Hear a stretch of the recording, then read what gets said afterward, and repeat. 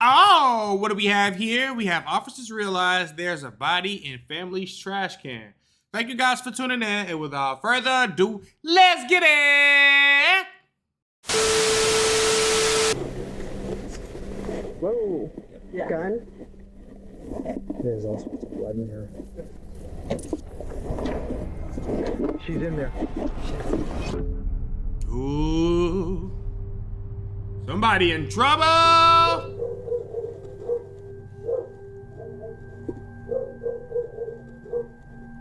Is that what? She here? Police are at the home of Keith and Amber Zotto. Amber's mother, Betty, had called 911 earlier that day, asking officers to check on her daughter. Amber hadn't responded to any calls or messages in 2 days, and Betty feared the worst. The officers arriving at the scene initially expected a routine missing persons call, but what sat inside the house would be far more twisted and disturbing than anyone could have imagined. Show me your hand! I got the dog! Get him! Get ground! He's reaching! Stop!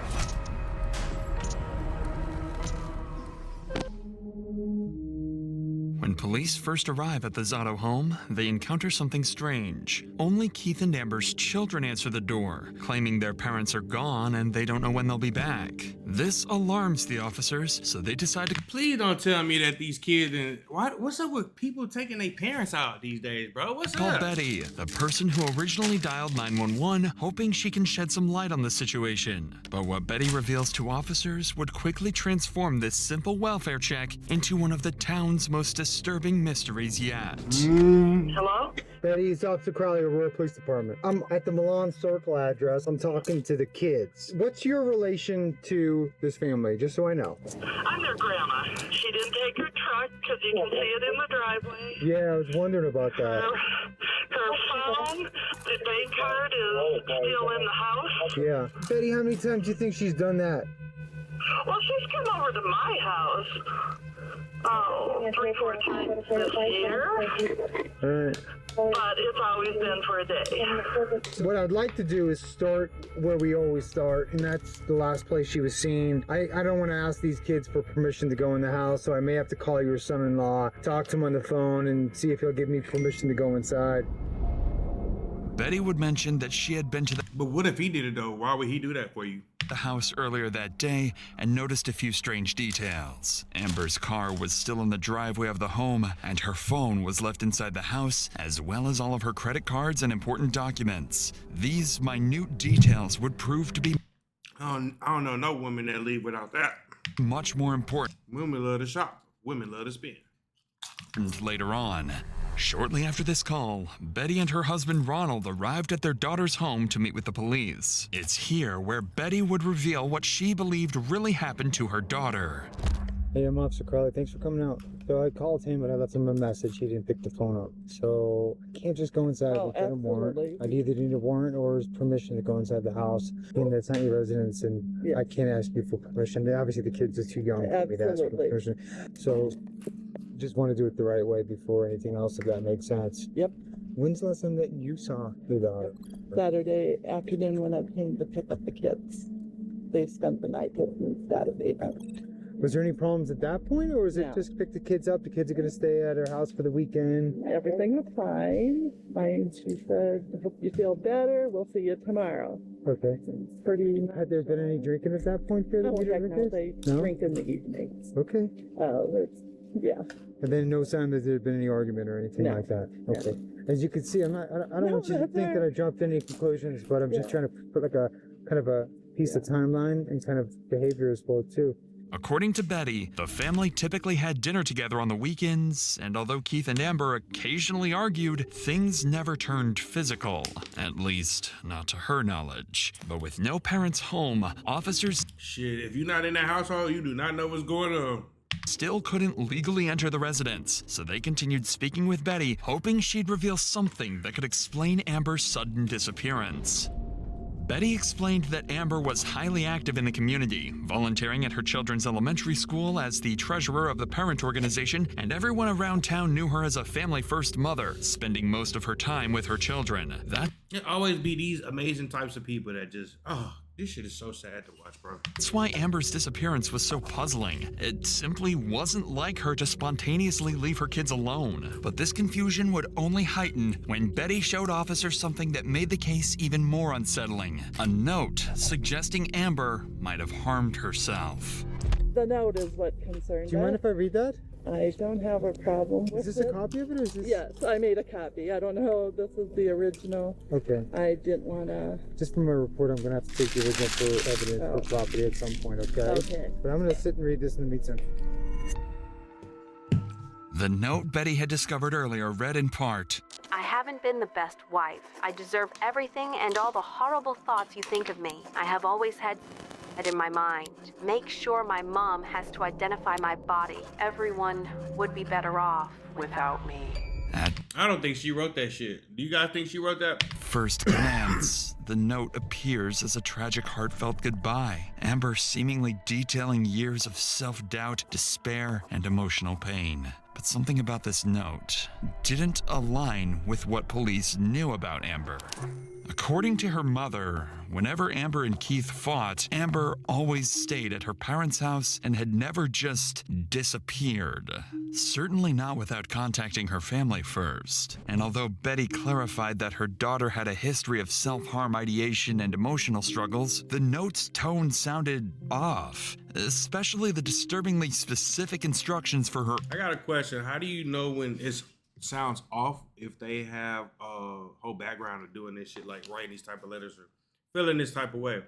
This is like a serious question because, like, how do you just know, you know? Own mother to identify her body, which seemed strangely cruel. To investigators, these unusual details hinted at the chilling possibility that the note wasn't exactly what it appeared. They began to suspect Amber might not have written these words freely. Something wasn't right.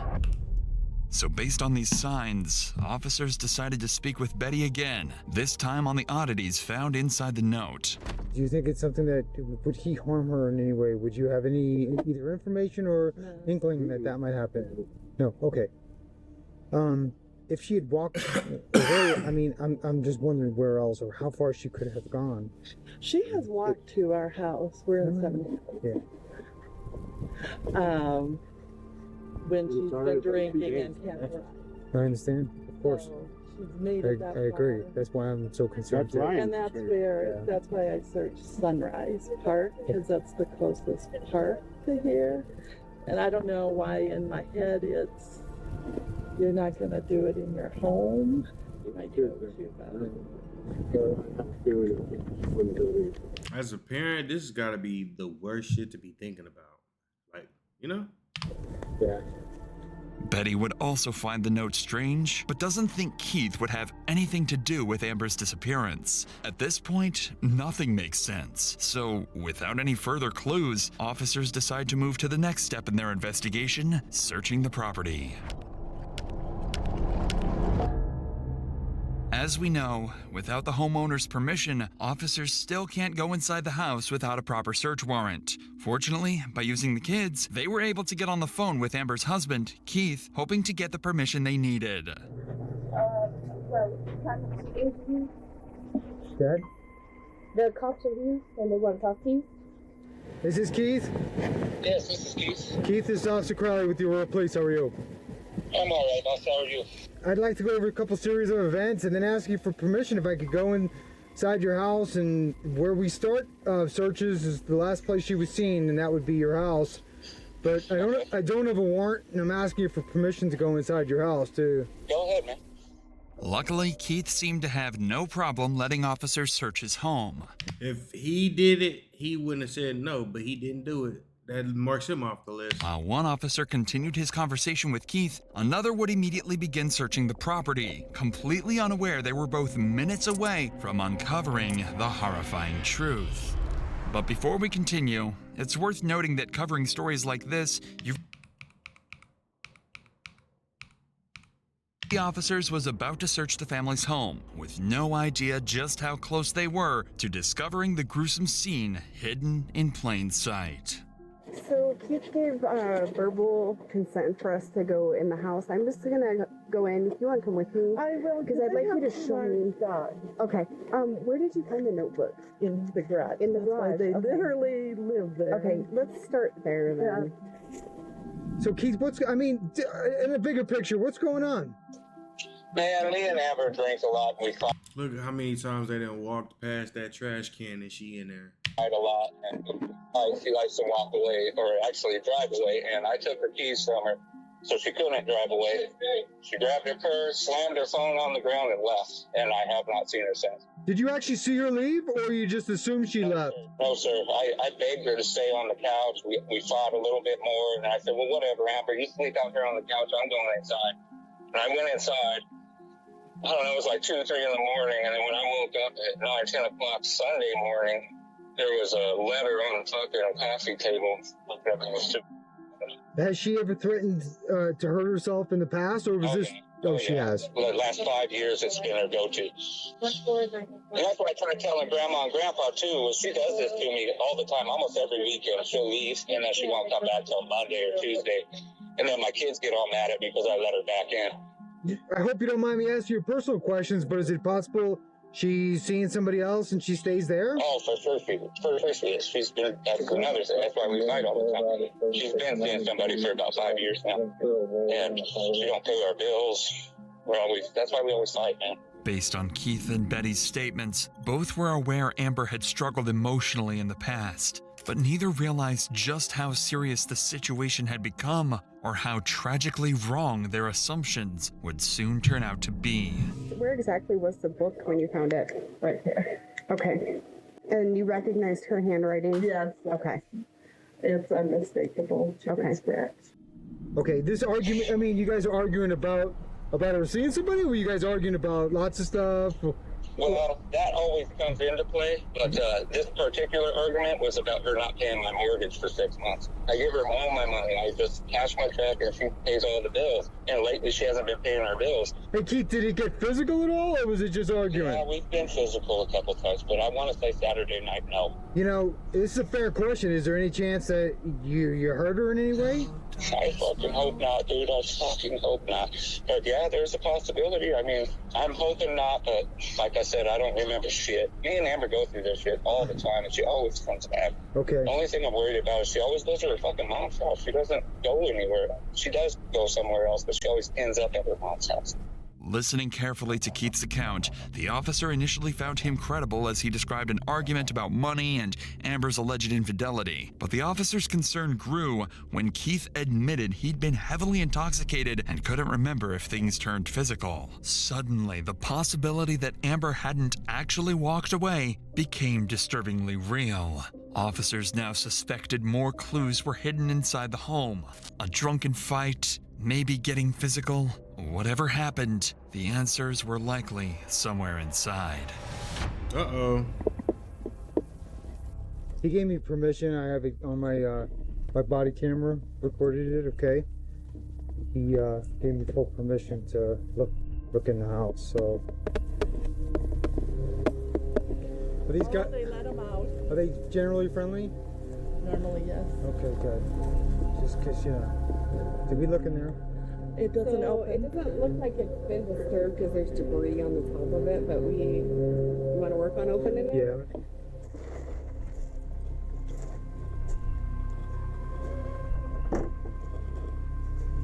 Gloves.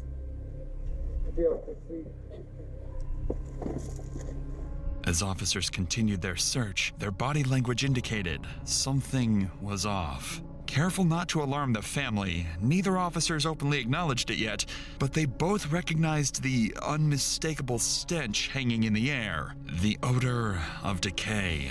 At this point, the only thing they were looking for was the source of that disturbing smell.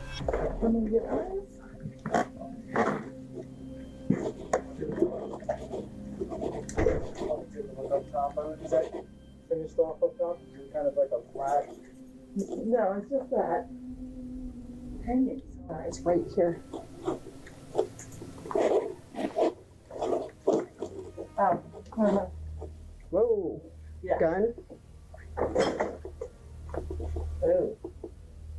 magazine. Okay. Do we want to call someone? Yeah. One second. Oh. Okay. My heart is beating so fast right now. Wow.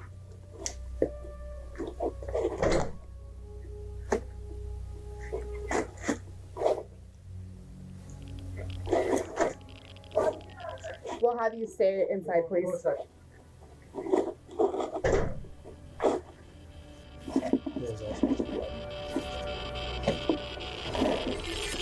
She's in there. Woo! Inside the trash can in the garage was a gun, and underneath that was Amber's decaying body with a gunshot wound to the head, discarded with the rest of the garbage. This was now a crime scene, and police immediately began to suspect that this was far from self-inflicted. But when I searched the house, my fear was, something funky. I looked in that trash bin. Okay. There was nothing in it. Well, when was that? When did? I was here about 9 a.m. Okay. There was not. I would have noticed that.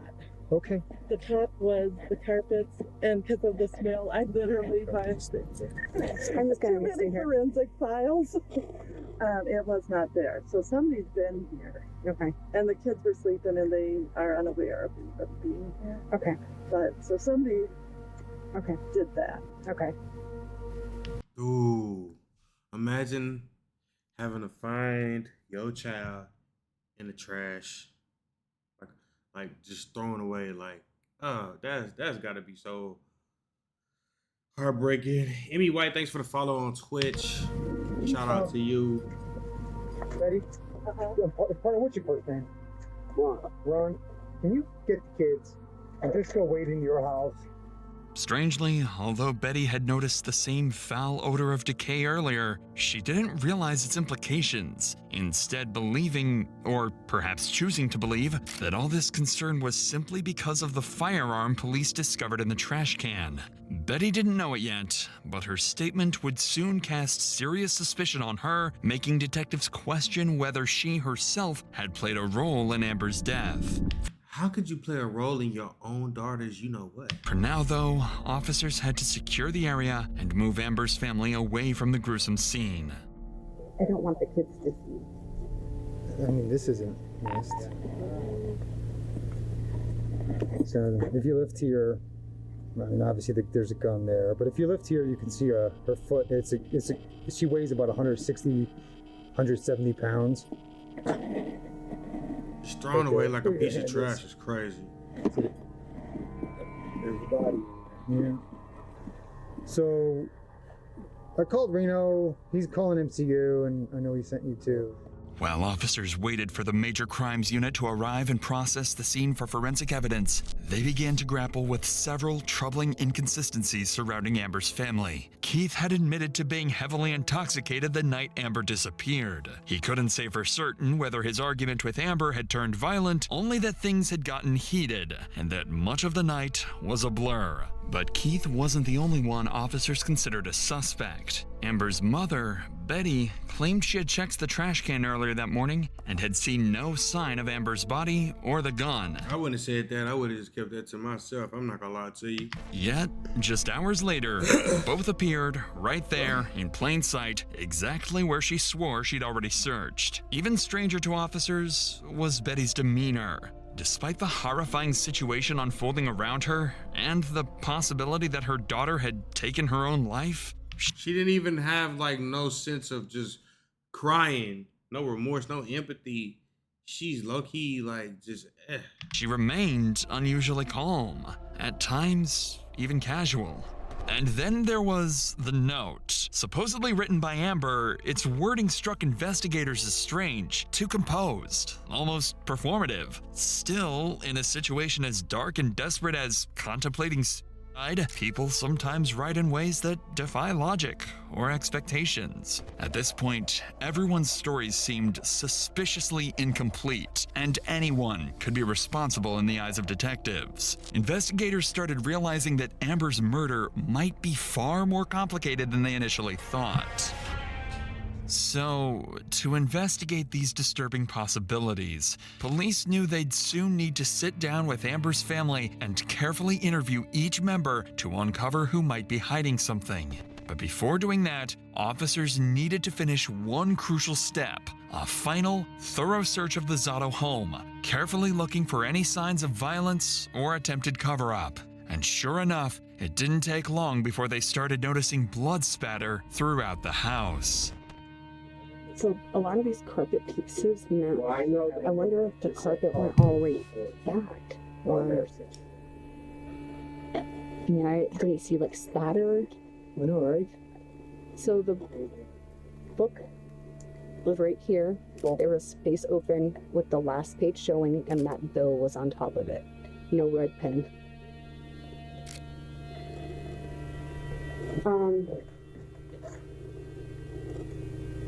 Get blood on the light switch.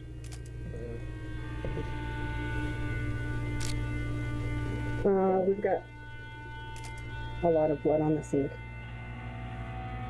Yeah, so we left it the way we found it as well, too. You know, the way the door was when we searched. But yeah, she found a little bit of obvious blood in the kitchen and the sink as well, too, so. Within minutes, officers found clear evidence that something violent had occurred before Amber's body ended up in the trash can. Their first sign that foul play was likely involved. Additionally, the Major Crimes Unit documented critical forensic evidence, including the silver revolver found over Amber's concealed body, blood spatter around the trash can, and debris deliberately placed to hide her remains. Despite these findings pointing towards foul play, detectives still needed clarity on whether Amber's death was a premeditated act or the result of a heated argument that spiraled violently out of control. But they had two major issues preventing them from answering this crucial question. First, Keith was nowhere to be seen, and his phone had gone completely unreachable. Second, and most important, detectives had yet to determine exactly who was responsible, because at this point, several people remained under suspicion, including Amber's mother and even her own children. Police didn't know it yet, but in the coming hours, these questions would be fully answered, and the case would take a completely unexpected turn. So, to fill in these gaps, all of Amber's closest family members were transported to the police station for questioning. Detectives hoped they could uncover each member's potential motives, credibility, and who was hiding secrets, and finally reveal who might actually be responsible for Amber's murder. I don't want to falsely alarm you, but I also believe in being as honest as we can with loved ones. We may have found out. No. Yeah, but we're not completely sure yet, Ron. Just do it. Just do it. We're not pointing fingers or making accusations at this time, but is there any reason Keith would hurt her? I don't know. I really don't. I wish I could tell you more. I don't. Either accidentally or intentionally, would he hurt or kill her? If he were to mistreat her, would she protect him? She probably would. So I went out there and I seen the letter, or it was a 4.5 page note. And it's very important. I looked in that trash bin. Okay. It had an ungodly trash odor, honestly. But I tried to, there's some carpet squares were on the top. I tried to lift up, make sure there was nothing under it. Okay. Not that, I don't know what I was expecting, but I did. So I absolutely looked in that bin. Okay. That'll be important. And didn't see anything, and I went out. Let's talk a little bit about, I guess, the fighting and do you know why? Yeah, I do know why. Okay. My mom cheats on my dad, and she's not good at it, I guess. Okay. And so he finds out, and then they just go at it because she tries to lie about it, but he has evidence of her doing it, and so it's yeah. Okay. And the last Saturday is in just a couple days ago? Yeah, last Friday was the last time I seen her. Okay. Did you talk to her at all on the phone or anything? No, she came over for dinner because my grandma was cooking dinner, and she came over, and we had dinner, and then she left, and then, yeah. And then you were there From Saturday. Friday all the way to Sunday. Okay. After speaking with Amber's family, investigators finally had some clarity. Betty remained adamant she'd checked that trash can that morning, insisting the gun and Amber's body weren't there, which made her case seem more suspicious. Meanwhile, Amber's father, Ronald, was shocked by his daughter's death and found it was hard to believe Keith was capable of harming her. As for Amber's children, Annabelle explained they'd both been staying at their grandparents' house during the weekend, clarifying why they didn't hear the gunshot that ended their mother's life. However, Annabelle's unusual calmness and detailed awareness of her parents' unstable marriage raised some concerns about exactly what else the children might know or could still be protecting. After concluding the interviews, investigators were preparing to search for Keith Zotto, the one critical piece still missing. But just before they could act, they received unexpected news from Keith's sister, Susan Russ. It turns out Keith had visited her just hours earlier, and what he confessed would finally expose the horrifying truth behind Amber's murder.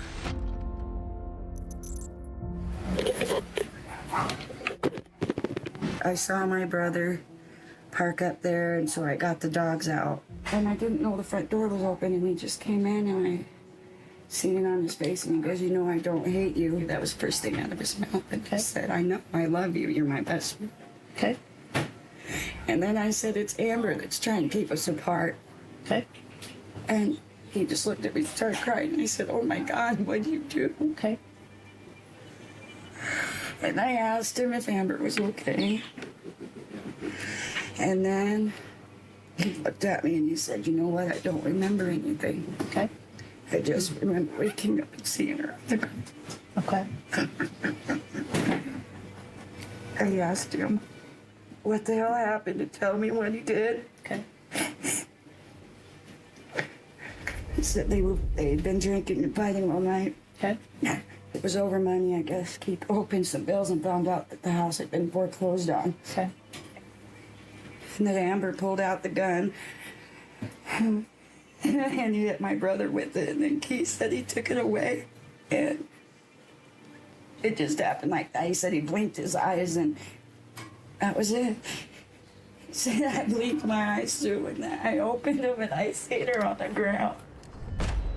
Susan's testimony finally cleared up everything for investigators. Keith himself admitted he'd woken up from a blackout to find Amber dead and openly acknowledged a violent confrontation that spiraled completely out of control. Damn. It was now clearer than ever that Keith Zotto was at the heart of Amber's murder, and it was time to track him down.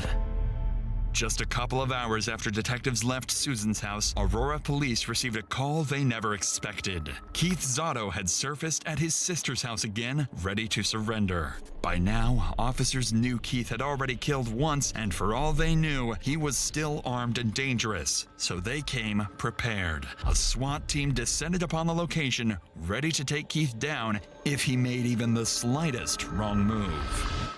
They went around. It's gotta be up one more. It's this one, right? 7-9. 7-9 is this one. All right. Sorry.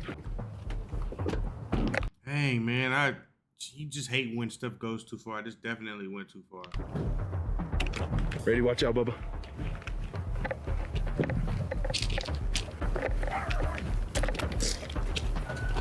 You know how tall you have to be sitting on a car like that, bro? Front door. Ma'am, come to me. I see him. I see him. Come to me. Come on out. Turn right. Point to me. Come to me. I got a guy out. Hands up. Everybody hands up, please. Very good. Walk to my voice. Go hands on. Stop. Just shoot. Just walk towards me, nice and easy. Okay? All right. We'll talk to you in a... No, we're not. We're not going to hurt him. Okay? Walk towards me. No.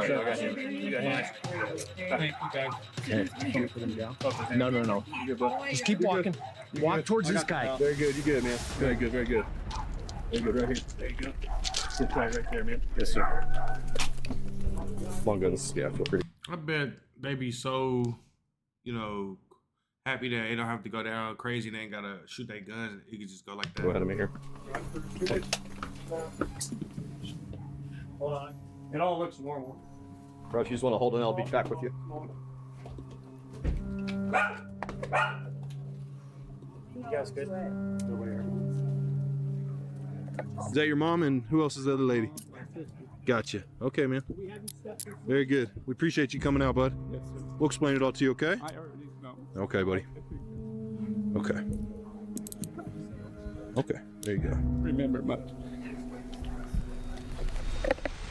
Finally, after hours of uncertainty, Keith Zotto surrendered to Aurora police without incident. He was immediately taken into custody and formally processed for the murder of his wife, Amber. Keith would go on to admit to killing Amber late Saturday night, claiming his gun accidentally went off during a drunken argument over money and infidelity. Though he insisted he couldn't remember placing her body in the trash or concealing the crime, Keith accepted responsibility for her death. However, Betty's earlier statement surrounding the infamous trash can remained unclear, and investigators were never able to determine why she didn't see the gun or Amber's body that morning. In May of 2021, Keith Zotto was found guilty of first-degree murder and sentenced to life imprisonment without the possibility of parole. Ooh, that's tough right there. Thank you guys for tuning in. Shout out to all my supporters. I love you. And that's it, baby. We got another video, though. Hold on. We got another video. Okay, we found a video. When evil principal doesn't realize he's being filmed. Whoa, what the hell was he doing? Thank you guys for tuning in. Without further ado, let's get it. I don't know if you know this or not, but there's a security camera in that room. There is. Yeah, and it caught everything on camera. You don't think he was playing with it? Playing? Oh, no, ma'am. He's going to jail tonight. Police are called to a small private school in... How, as you as a man, is putting your hands on kids is crazy to me. I'll never understand the man. Ocala, Florida, after the principal is accused of trapping a 5th grade student in a room and assaulting him for nearly an hour. I would have been, if I was dad, what? Boy!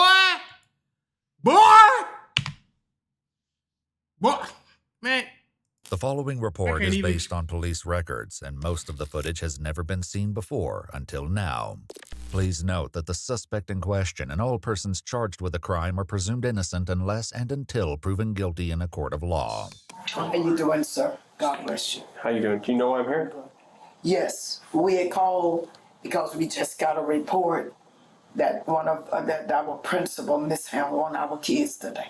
Your principal did? Yes. Do you have a video of it? Yes. Yes, they have a video of it. That's the executive principal right there. We have video of it, but the person who can pull it up is on their way in maybe about 30 minutes before they can get here. Are you the one that called 911? She called 911. She's our pastor. I'm the founder. She's the founder of the school. Destiny Leadership Academy is a Christian school started by Lily Tuggerson, known as Apostle T to her congregants at Immerse, the Pentecostal church nearby. It's clear immediately that the line between school employees and church followers is somewhat blurry. Now, we haven't talked to the parent. The parent? Of course, they're gonna, you taking care of the community. Parent doesn't know? I don't know. We are not sure. She hasn't called her. So we haven't talked to him. When did you find out about this? I found out about it about 6 or 7 o'clock this evening. Okay. The teacher called me. And she came to the church and told me about it. I told her we're going to call the sheriff department right now. Neither the child nor the principal himself are still on campus, leaving the police with only names and descriptions at this point.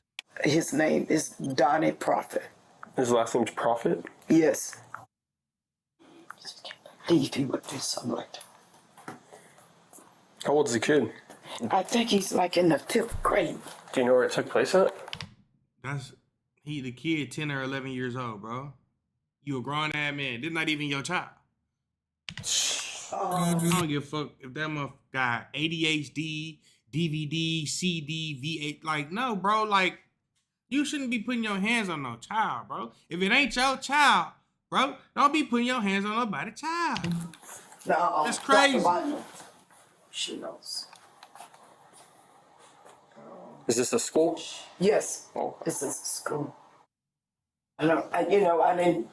I didn't talk to Brother Prophet about it. I mean, he's a member of our church too. Mm-hmm. So I didn't talk to him, and I didn't call the parent yet.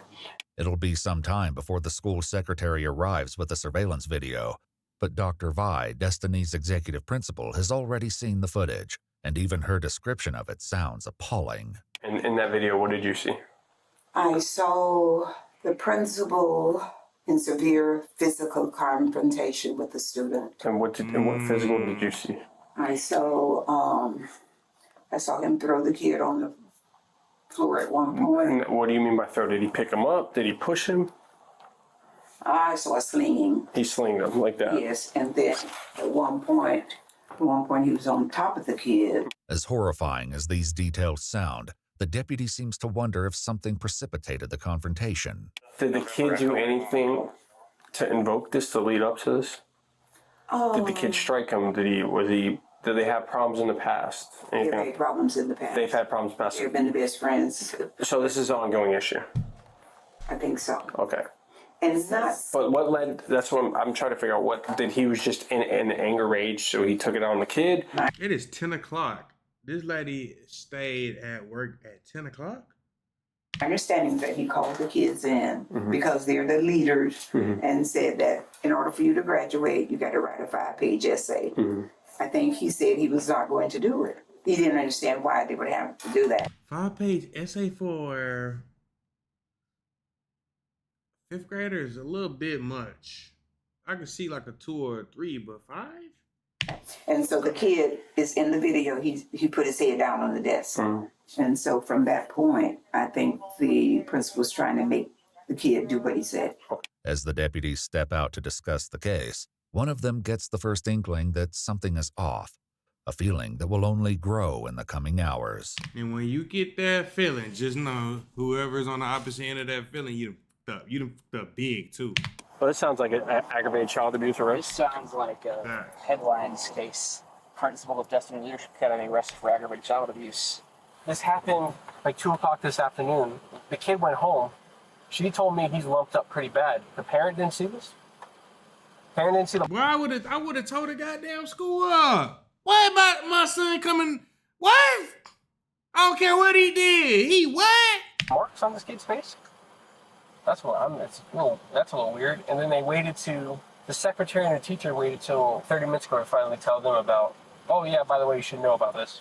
The deputies run Dante Prophet's name through their system, but this standard scan returns a shocking result. Can you imagine he's a suspect? In another case? He just got arrested last year. For what? For what? He got arrested on a warrant last year. He got arrested on a warrant and he's supposed to this private school. A charger? He arrested on a what? He got arrested for a probation violation, felony, 1 count, attempt to commit interfering with child custody. Aw, man. Why is he a principal? Y'all ain't do no background check? As stunning as this revelation is, the deputy soon realizes that he hasn't seen the worst of it. Lewd and lascivious molestation. You're joking. Swear. 10-15 for it? Yeah. Well, why is he in a school with kids? Why is he 500 feet within kids? Wait, look. I bet they don't know that. I can't wait to tell them. It's 2 things I can't stand in this world. Chomo and a liar. Oh my God. Cause like, what? As eager as the police are to share these details with the school's administrators, the reaction they get is nearly as surprising as the news itself. Question. Do you guys do screening before you do a hiring process? We do. Yes, we do. You do? Yes. Well, I just looked up Dante and... Yes, I know. Do you know of the serious charges that he's against him? He's been arrested twice out of Marion County alone. 1 for molestation? We didn't check any other counties. Where? Child molestation. Okay, that's the accusation. Yes, that was the accusation. Well, he got arrested for it. Yeah. And then the other one is interference with child custody, felony. Is what? Interference with child custody, felony. What is that? Basically means that a parent or a guardian said, give me my kid, and he said, I'm not giving you the kid. Yeah, he refused to give somebody's kids back. So that means he took somebody's kid, or a kid went with him somewhere to I thought that was kidnapping his house or something, and he refused to return the kid after the kid was put in missing. A kid that's not his. Yeah, he's very protected. The revelation that school officials That's gotta be some type of kin. You know, black women, older black women, or black women in general, will protect the ones that they love. I'm not protecting nobody like this though. And that's what happens in the black community though, a lot. Like families will know that this family member is like this and they'll choose to protect them. Me, I'm glad I don't have no family members like this, cause boy, I'm not gonna even say what I do. already knew about some of Dante's history is astonishing. We ain't going for that. We ain't going for no child getting abused. We ain't going for no bullying. We ain't going for none of that, bro. Like I don't got no understanding. And None. the deputy tries to make them understand the potential problem they have on their hands. I'm sure your parents don't want to find out that you got a guy, a principal at your school, that's molestation charges and interference with child. It don't matter if it don't matter if it was accusations or not. Like as soon as somebody go to jail for some shit like that, baby, you supposed to let that go. But if that's our grandson, that's a family friend, cousin, nah. A lot of them know him though. Okay, but that's like personally. Yes. I got you. I mean, if I had a child and I found out my principal of my children's school, yeah, I'm yanking him out the fucking school. I'm not gonna even give you a chance to fire him. He's gone. I'm gone. I'd be freaking out. Right. He knows a lot of them. He's very personable. This part I didn't know about it, so the accusation came. But he mentor like teenage boys and stuff, and help them finish their high school and help them go to college. So all of that. The deputy's frustration is mounting, but it seems that school officials have already dealt with some of these concerns. That's the same thing that anybody can have access to if they pull up his name, right? They should be able to see that. Yeah. But some, because a parent or two had mentioned it, but they were still, because he had done such a good job last year, they were still willing to stand behind him and let their kids come. And now look what happened. He was not on his bed. That's what I'm gonna say. I didn't know he took meds. Yes, he does. What does he take meds for? Hyper, whatever age. Oh, ADHD? Yeah. Oh, okay. And this is who y'all let be principal of y'all school? Come on now. Come on, dog. ADHD, I'm not beating kids. What you said? I said I got ADHD and I'm not beating kids. The deputy steps aside once again to let his superior know about his accumulating suspicions. And the owner and the head person here all know about his problems. And they're nervous as hell right now because they realize they know if when I watch this video and it shows what they're saying to me, I'm gonna have to go arrest them. But my thing is, they're saying the kid's all welted up and stuff like that. The teacher knew about it. The teacher didn't say jack until later tonight when she was confronted about it. Yeah, so I think it was a little hush-hush job going on here because they have already admitted to me that a couple of parents have came forward to them about, hey, what's up with this dude? We looked into him, and they're kind of like hushing him down like, oh, no, it's nothing. I think these people know that they're probably in for a lawsuit because they're acting real nervous. And like, oh, yeah, we knew about his past, but the parents still loved him. I go, okay.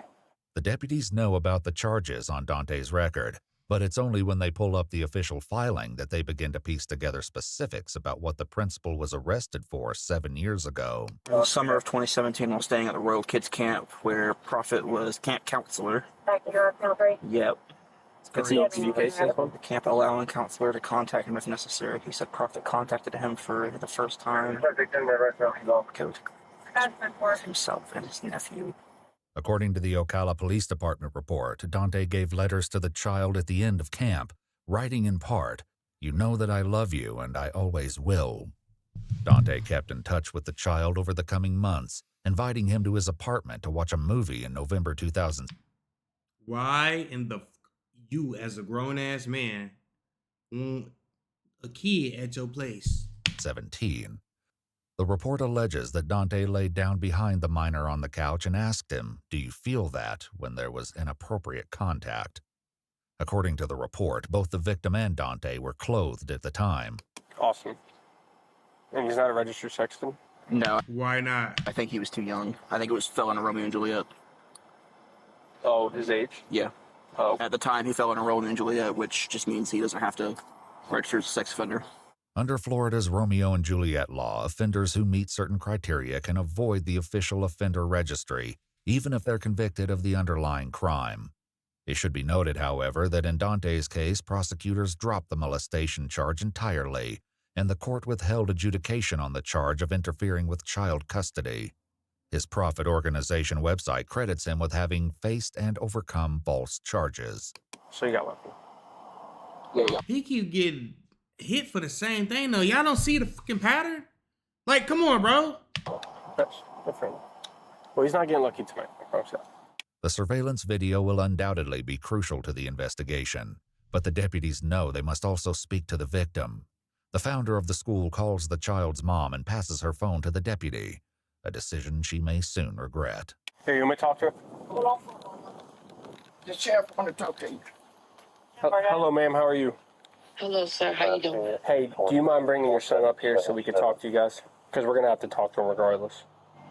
I understand.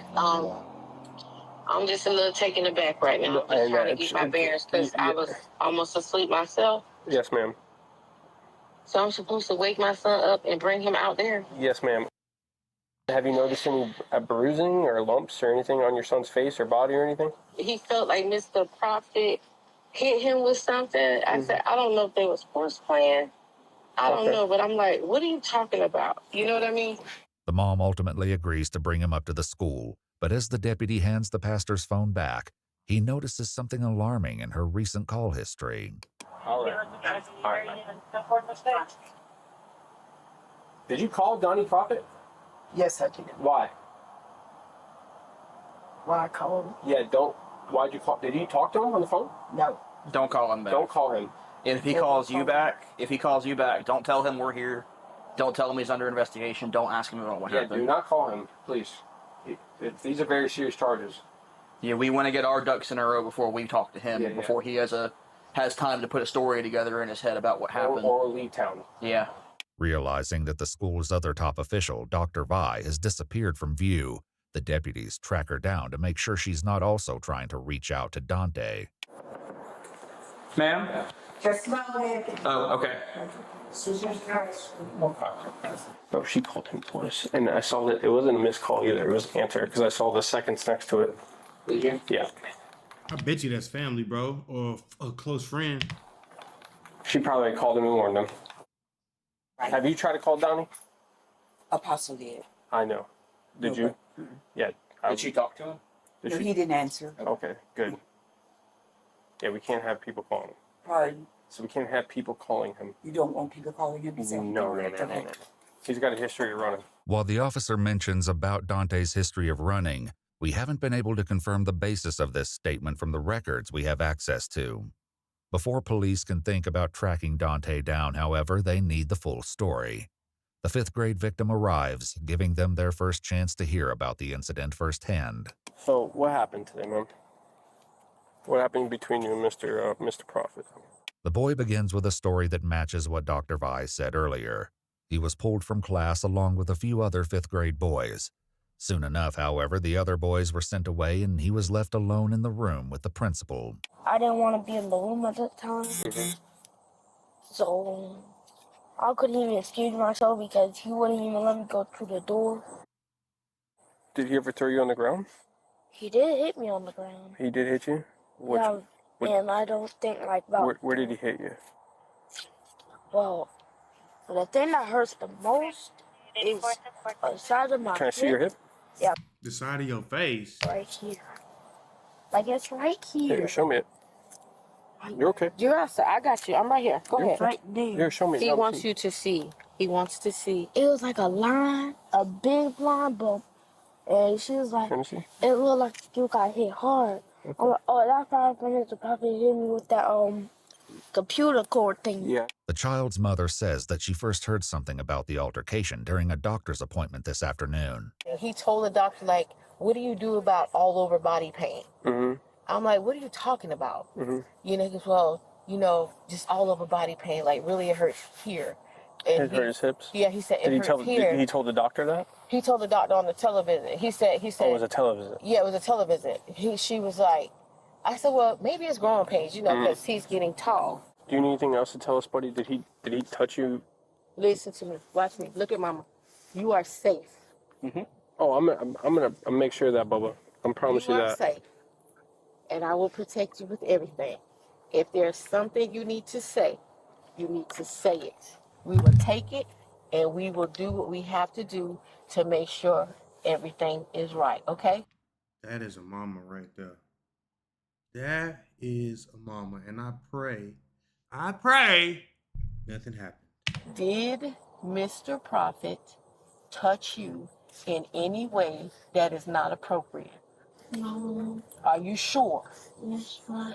What did or didn't happen today will soon be clear because the secretary finally arrives with her computer. And it won't be long before the police realize that this incident was far worse than the descriptions made it sound. Is the video on your laptop? Yes. There's multiple. Multiple? All today? Okay. Don't need to see it. No, but you need. No, you need to, but you don't know. Go on. Okay, please. The video begins with Dante sitting across from the boy, who has his head down on the desk. The principal gets up and walks over to the boy and begins prodding him, perhaps in an attempt to get his attention. But it isn't long before these antagonizing taunts spiral into something much more chaotic, and the situation soon escalates from chair wrestling into a full-fledged struggle for control. The child is clearly desperate to escape the principal's grasp, but Dante is equally determined to keep the boy under his power. In an almost unbelievable scene, Dante wrestles the boy to the floor and straddles him. But even after getting the boy under his control, Dante continues to behave in a way that alarms the deputy. Why is he petting him like that? Why is he what? Patting him like that? He's rubbing his lower back and head. Well, makes sense for his other charges. Chokehold. Broke out of the chokehold. He's trying to get him a chokehold. You should probably watch this. Pardon? No. I said you probably should watch this. Yes, you should. See what kind of guy you got working around your kids. Remarkably, the altercation is interrupted several times over the course of the video. You have to see where he himself is being aggressive. The kid doesn't have a chance. He's wrestling. Man, I say he's wrestling. Boy. Or text me your notes with your info. No, who's this kid? That's one of her kids. And where did she go in for? No idea. Did she say I don't anything? even know. He probably told her to go on. At one point, the boy sees an opportunity to escape that he can't pass up, leading to one of the video's most shocking moments. Look at that, look at that, look at that. Oh, there it is. He tried to leave and he just threw him on the ground. Oh, no. Where's Dad at? Where's Uncle at? God, Daddy, Grandpa, somebody. Where's this boy's security at, man? False imprisonment. But although the visuals from the video are hard to watch, they aren't compelling for everyone in the room. So you don't think he was playing with me? Bitch.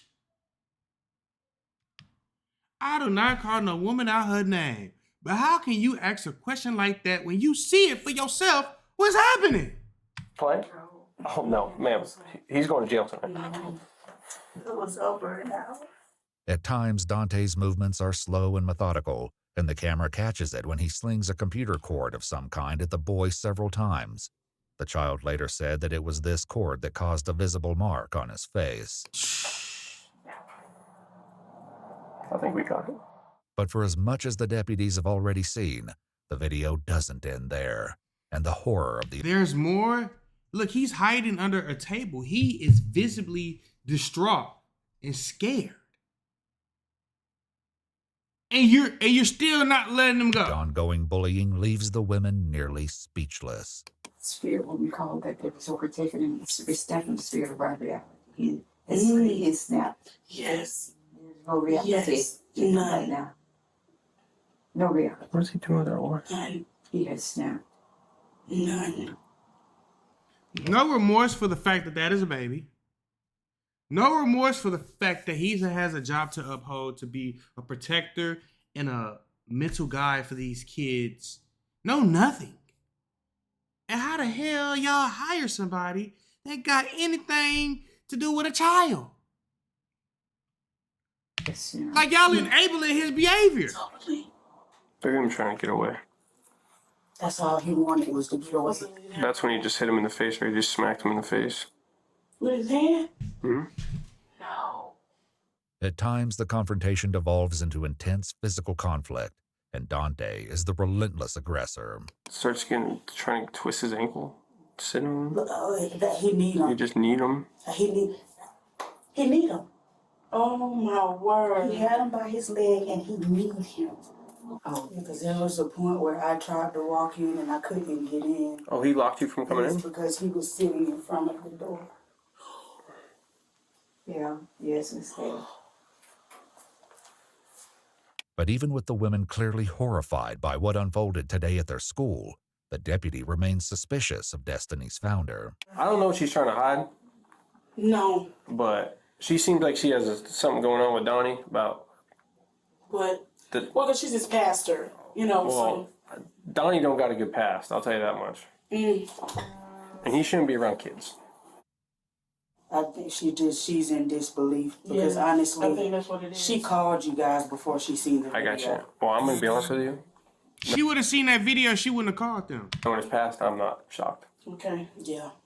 And he shouldn't be around kids at all. Because he's got a nasty little past.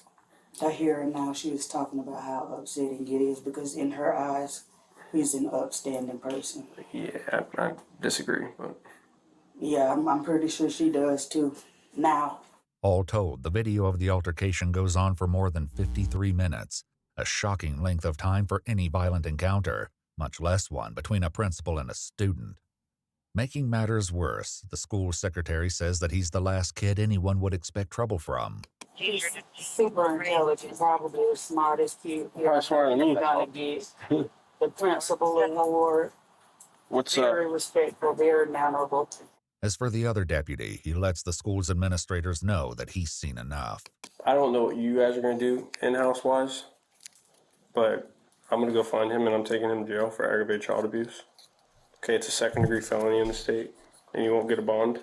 So what you mean? You don't know what we gonna do? No, I'm saying I don't know what you guys are doing in-house wise, firing them, get rid of them, whatever you guys are doing. I'm saying on my end, I'm taking him to jail tonight. Oh, he's not. It's no way that he can be here. Yeah, no, I agree. No, it's can't we go to think about that? Of course, she heartbroken because she put a lot of faith and trust into this person to handle her business. Main obstacle now will be finding Dante Prophet, a challenge he'll have to face without the help of Destiny's founder. Does anybody know where he lives? Pastor, do you know where he lives? No. I don't get into people personal. Okay. The deputy knows that he may still have a long night ahead of him, but he takes the time to check with one last person before he leaves. Is there anything else you need to tell me, Bubba? No, sir. No? Okay. I'm sorry this happened to you, man, alright? I'm going to do my best to get him, okay? You take care of this, okay? You're a good kid, man. You're a strong kid, alright? Remember, look at me. You did nothing wrong, okay? Okay. Alright? The deputy doesn't have a beat on Dante's exact location, but he does have a phone number. Unfortunately, Dante is extremely reluctant to meet in person. Hey, where you at, buddy? We gotta talk. We have to talk. Yes, sir. What do you have to talk about? Well, we could talk about that in person. No, let's just talk now. Do you have an incident with another child today at school? Like, what type of incident? That's what I'm asking, sir. I mean, I'm not trying to ask you pointed and directed questions here. I mean, did you have an incident with a student today at Destiny? I did not. Okay. Well, where are you at now? So I got to talk to you, Bubba. You're going to have to contact my lawyer. Having failed to convince Dante to meet voluntarily, the cops head out to the address they have on file for him. How you doing? Is there a Dante Prophet here? No, sir. Where's he at? We haven't seen him. We haven't seen him? No, sir. So he's not here at all? No, he hasn't been staying here. What? Yeah, he did some not good things today, and he's running from us, so. All right, well, I appreciate it. No, sir. Thank you. But if Dante's on the run, it doesn't last. He finally agrees to meet with the deputies at Immerse Church, only a few hundred yards away from Destiny Leadership Academy. The deputy begins by reading him his Miranda rights before Dante launches into his story, which starts with some unsettling comments supposedly made by the student. Claims that are Dante's alone and haven't been independently verified. I just would just. What? So, what? Man. She wanted to hurt himself, hurt me, you know. He's making statements. Yeah, I can't hurt me, hurt himself. Why would you say something like that? Hurt the school. Because lately he's been kind of having some hard times. Okay. For him lately. What do you mean by hurt the school? Says occasionally crazy statements. So, you know, and, you know, he have said that he want to shoot up the school. He want to blow up the school. I don't think he's going to actually do it. Okay, but those are the statements he made to you today? Yeah. He said he was going to run out the room. And one time I had to grab him and stop him from running out of the gate into traffic. Okay. And that's what he said he was going to do. Were you trying to prevent him from running out? Oh, 100%. What did you do? How did you try to prevent him? I Go get your stuff ready. I grabbed him, which of course, okay. He after that he did spit on me, but oh, he spit on. Where did you spit on you at? In my face. Oh, okay. By grabbing, what do you mean you grabbed him? None of this is acceptable still. None of this is acceptable for you doing this to a baby. Meaning that I grabbed him, I tried to... Did you grab his arm, his leg, his hand? I probably did all of it. Okay. To restrain him. You were trying to restrain him? I want to keep him safe. The deputy, who has seen more than he's letting on, doesn't seem to appear convinced of this defense. Yeah. So you're telling me this, and I've talked to everybody else at the school there today? Yeah. Everybody. And they all told me the same story about him. Very smart, very intellectual. Very smart, very intellectual. Not one of them ever mentioned to me ever about him ever making statements before. I did. They all denied it. They all said that he's never, because those are the type of questions I ask. I say, hey, is he a misbehaved kid? Does he misbehave at all? Does he cause problems? They said no. If Dante still feels that he may have a chance to talk his way out of this dilemma, the deputy soon closes the door on that possibility. So, I don't know if you know this or not, but there's a security camera in that room. There is. Yeah, and it caught everything on camera. Everything. Especially when he had his head down and you came up and started grabbing him on the legs and poking him and grabbing him in the chest. When he wasn't talking at all, his head was just down and you approached him. So why'd you do that? Okay. At the time when I'm poking, I'm not hurting him. I'm trying to get his attention. He said he was going to hurt him. But you're touching him. Inappropriately. I'm not hurting him at that time. But you're touching him. I want to get inappropriately. His attention. Okay, but are you allowed to touch somebody without their No, you're not. You're not supposed to put your hands on no kids. permission? If I'm not, Even if with their permission, you fist pound. I don't think. No. With that said, there's only one last thing to do. Turn off from him. Do anybody back? You're under arrest, okay? Yes. I don't believe that you're trying to stop him for the hour and 15 minutes that the video was recorded. Facts, that is like a 5-10 minute situation, baby. Okay. By you kneeing him in the head with the welt on the side of his head from hitting him with the cable from the computer. I did not. You kneed him. You didn't knee him. I didn't say in his head. Knee him. What about when you got him in an ankle lock or in a chokehold? None of that. There's no. Okay. Well, you'll have your day in court, sir. But I just want to let you know that is some of the best surveillance video footage I've ever seen in my life. Okay. You're probably fired too from your job, by the way. Yeah. The deputy's prediction turned out to be correct. Destiny Leadership Academy told the media that weekend they had terminated Dante. I wish there was sound on that video, but if I saw the video, I feel the same way. Dante Prophet was charged with 1 felony count of cruelty toward a child and 1 count of false imprisonment, the latter of which was later dropped by prosecutors. It was a tough day. Dante Prophet pled not guilty to the felony charge. Jury selection for his trial is scheduled to begin in February 2025. That's crazy. Iwu also reached out to the school and the school district, but they did not respond. I bet they I don't know if you didn't. know this or not, but there's I bet they didn't. Did he even get any time? Let's go check this out right quick.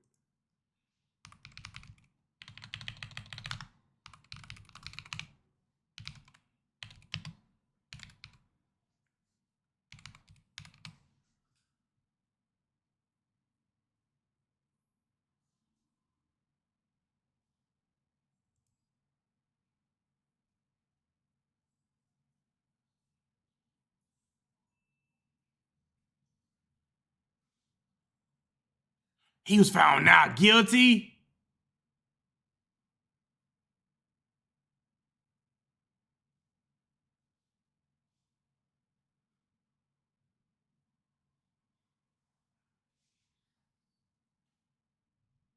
So he got some good attorneys.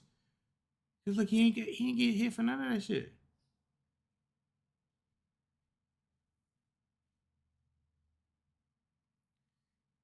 Yeah, let's see. I want to see that. That's crazy.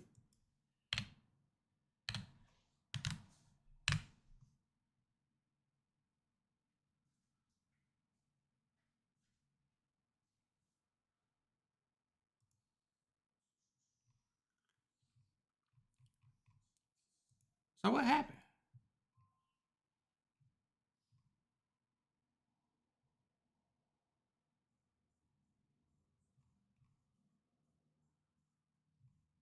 He must be still in prison fighting the charges. I'm about to say, thank you guys for tuning in. Shout out to all my supporters. I love you. And that's it, baby. We out.